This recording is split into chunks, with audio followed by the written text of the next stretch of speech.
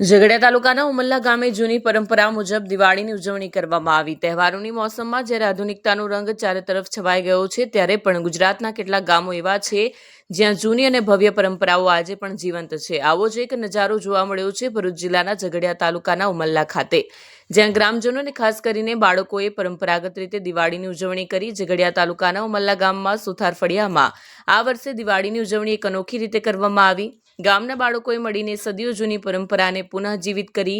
બાળકોએ પરંપરા મુજબ મરૈયા બનાવ્યા। મરૈયા એટલે કે શણગારેલા કોળિયા અથવા ટુંબડા। આ મરૈયામાં દીવો પ્રગટાવીને બાળકો હાથમાં લઈને ગામના ઘરે ઘરે ફર્યા હતા। દિવાળીના દિવસે આ મરૈયા લઈ ઘરે ઘરે ફરવાની અને તેલ પુરાવવાની પરંપરા ઉત્તર ગુજરાત સહિતના કેટલાક વિસ્તારોમાં જોવા મળે છે।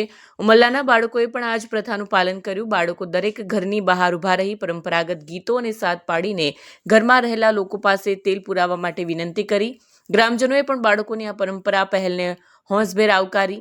લોકોએ પ્રેમથી મેરૈયામાં તેલ પૂર્યું અને બાળકોને મીઠાઈ, ફટાકડા કે પૈસા આપી આશીર્વાદ પણ આપ્યા। આજના આધુનિક યુગમાં જ્યાં યુવા પેઢી પરંપરાઓથી દૂર થઈ રહી છે, ત્યારે ઉમલ્લાના બાળકો દ્વારા દિવાળીના પાવન પર્વ પર આ રીતે જૂની સંસ્કૃતિને જીવંત રાખવાનો પ્રયાસ ખરેખર પ્રશંસનીય છે। આ માત્ર દિવાળીની ઉજવણી નહોતી, પણ આવનારી પેઢીને પોતાની સંસ્કૃતિના વારસાથી જોડવાનો એક સુંદર સંદેશ પણ હતો।